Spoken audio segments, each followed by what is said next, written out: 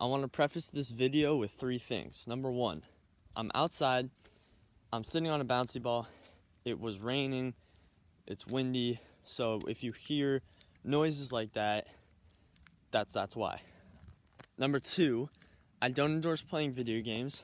I am playing video games in this clip, which is the video, because it was like the most interesting thing I could think of to show the video as.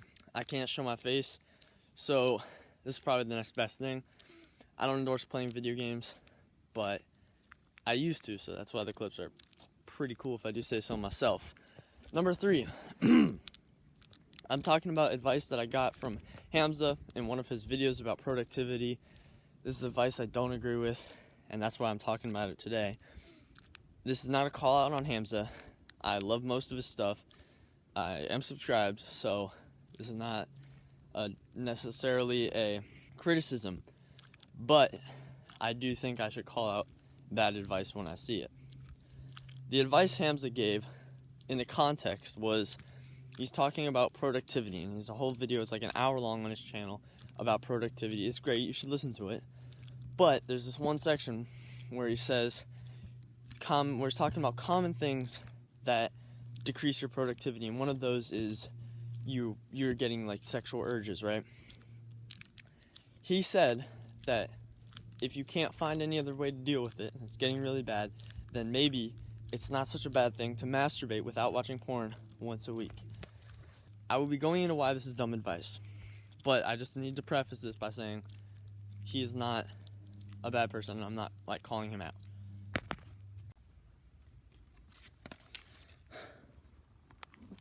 Today, we're going to be talking about what never to do when on your NOFAP journey. The first reason why is because this is a rationalization. It is a rationalization for why it's okay to touch your pee-pee. Rationalizations are a slippery slope, because once you start doing them, it's very hard to stop doing them. If your rationalization for why you should be able to masturbate once a week is, I'm getting these sexual urges because I'm not watching porn, I'm not masturbating, and I'm not having sex, and they're really distracting, and I've tried everything. I mean, A, have you? Probably not. But B, I've tried everything, and I'm too distracted to work. So, my solution is I'm going to jack off, but I'm not going to watch porn. This rationalization is very detrimental to you for several reasons. But the first one is the fact that it is a rationalization, and you should not allow your brain to rationalize. Because what happens on self-improvement is you are trying to get your brain from point A to point B. You're trying to improve your brain, which requires work and which induces pain. You're experiencing the pain of loss because you are limiting access to certain things like junk food or porn or video games. So because you're limiting the access to this stuff, your brain is going through withdrawal because this stuff is very addictive. Your brain obviously doesn't want to go through withdrawal. It can't tell the difference between healthy pain and unhealthy pain. That's why when you work out and you've done 40 push-ups and you're gonna go to 60, but your arms are already burning like crazy, your brain is just repeating constantly in your mind, stop, you've already done enough, because your brain and your body likes to be in an equilibrium, and they can't tell the difference between good and bad pain. Because of this, it rationalizes, it makes up reasons that sound good, but they're really not true, and they really don't work when applied. But you'll rationalize, I only have ice cream, once a month. It's really not that unhealthy. Ice cream's actually not even that bad for me because, it's milk, it's got, some fat, which is good for me. It's high in sugar, but I'm only having it once a month. And you rationalize, and you let yourself have ice cream. And then, you guys went out again, and you got more ice cream. And, ice cream's not that bad, and this birthday cake, birthdays aren't that common, so it's only going to be around for a little while. And, they're handing out candy at school, I might as well take a couple, because they don't do that very often. And suddenly you start noticing all these occasions where things don't happen that often, and now you're eating a lot of junk food. Or you'll do the same thing with YouTube videos, this stuff is actually might be kind of good for me because I'm interested in being a writer, and this stuff's about good and bad writing, and these are, specific examples to me, but it applies to anything. Like, if you say you want to start a gaming channel, which I think is stupid, but say you do, you might start watching gaming videos because you're like, oh, I just want to get inspiration from their videos, and I want to maybe pick up a few things. Maybe you're watching it for that, but you're probably just watching it because you want to watch a gaming video. And that's what happens when you're telling yourself, oh, I can't concentrate with this distraction of sexual attention, so I have to masturbate to get rid of it. You don't.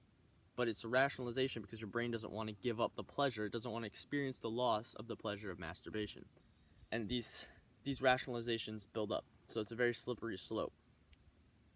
The second reason why this is a dumb idea is your entire life, ever since you started masturbating when you were like, 10, 11, 12, 13, you have coupled masturbation with pornography or pornography with masturbation. They've always been together. And they're both very stimulating, which makes them addictive. So when you try to do one without the other, you are going against your established framework for the habit. And when you're doing that, it's actually going to make it harder to not do the other habit. So like if I always jack off and watch porn at the same time, then I try to only jack off, then I'm going to experience severe urges to watch porn, because those two habits are very closely tied together in the neural pathways of my brain. Neurons that fire together wire together, right? So these neurons are literally stuck together. So when I do one, it's very hard not to do the other. And this applies to everything, like eating junk food while watching TV. But the difference is, you can stop eating junk food and still continue watching TV, even at the same time, same place, same people. Everything else is the same. You're just not eating the junk food, because you can either push through it or you can distract yourself by eating, healthy food like fruit or something. And that's because junk food, while it's a stimuli and it's addictive, it's not as addictive. It's nowhere near as addictive as pornography. Pornography is one of the most addictive stimuli, and it taps into the sexual drive that you have as a man, which is actually what addictive chemicals like cocaine and methamphetamines, they actually tap into the same drive. Heroin addicts experience like pleasure similar to an orgasm when they get high, and they've stated this. So that's why those drugs are so addictive, is because it taps into those like deeply wired ancient pathways of sexuality, like your sexual drive. So trying to do one without doing the other, it just won't work. You might do it successfully once, but eventually you'll fail. And then when you fail, it'll actually be even harder to do it right the next time, because you've reinforced in your mind that these two things go together. And even if I don't want them to go together, they still go together. The third reason why this is stupid is, while pornography is probably a little worse for you than masturbation, masturbation's still pretty bad. It's still pretty bad for you to masturbate. It's probably like a 60-40, a 55-45 split, right?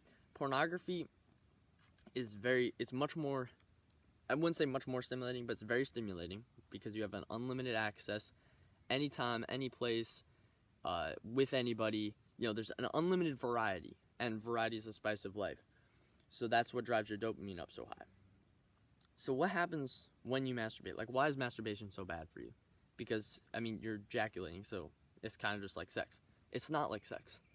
Sex, while you still, ejaculate in sex or in masturbation, the difference is, when you're having sex, you're doing it with someone else, right? When you're masturbating, you're doing it with yourself. And what this tells your brain subconsciously is that you are incapable of doing it with a girl. You're incapable of having sex with a woman, so you have to do it yourself. Because the reason your brain sends you these signals to, like, when you get, like, horny, or, like, when you feel this sexual tension build up and it's distracting, the reason your brain is sending that to you is it usually happens when you're doing nothing, right? You're usually, like, on your phone or, like, sitting in your desk chair doing nothing, and that's when you get the urges. The reason for that is because your brain is telling you that you need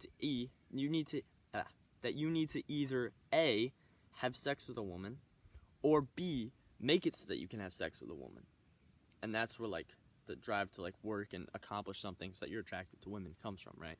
So if you can't have sex with a woman, and if you're not married, then cross that off the list right away. So you can't have sex, but you're not going to work because you're too lazy, or oh, I've already done enough work, or I just don't feel like it right now, this is my day off. So that's off the list. Then there's only one other option, one other way to expend that energy, and that's to masturbate. And that's what you do. And that's what you've been doing every time you've gotten the urge.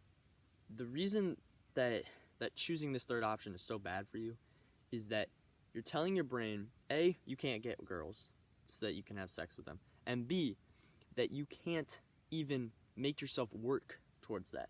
You're not even the type of guy who can work towards getting girls, let alone get them. And that only leaves you with one option, which is to do it yourself. And so this makes your brain believe that you are a very low status individual. And when your brain believes that, it will change things so that it matches, just so that your body matches with that belief. Your testosterone will lower. Your posture will become worse. You will speak more quietly, and you won't be able to hold eye contact with people. All of that is so that you don't draw attention to yourself. If you walk into a room, which could be analogous to walking into a new situation with unknown variables. If you're the confident man whose brain is telling him that he's pretty high status, then you're going to walk into that room with your chest out, your shoulders back, straight back posture. Your eyes are going to hold eye contact with people as you walk in. You're going to speak loudly and confidently. You're not going to mumble or take back things that you say. And that's so that you draw attention, because that's what you want to do. You want to draw attention from girls. In your evolution, you want to draw attention from girls so that they like you and so that they have sex with you and you can procreate. And your brain, because it believes you're a high status individual, it knows that you can handle any attention that you get from girls.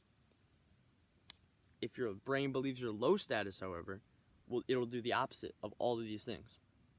You'll walk into a room or an unknown situation with unknown variables, and your posture will be worse. Your shoulders will be sunk in, so your chest is sunk in, your back is curled over, your eyes are downcast because your head's already sort of looking down. You're not holding eye contact with people, you're not speaking loudly or with much force behind your words, and you're not standing up to what you're saying, so you're not backing up what you're saying. All of that so that you don't draw attention to yourself, so that you avoid conflict, because your brain knows that you can't handle conflict and you can't handle the attention. And it also knows that you can't get girls, so there's no point in drawing the attention from the girls, because that could just lead you to being rejected, which could be very bad for you. That is why masturbation is so bad for you.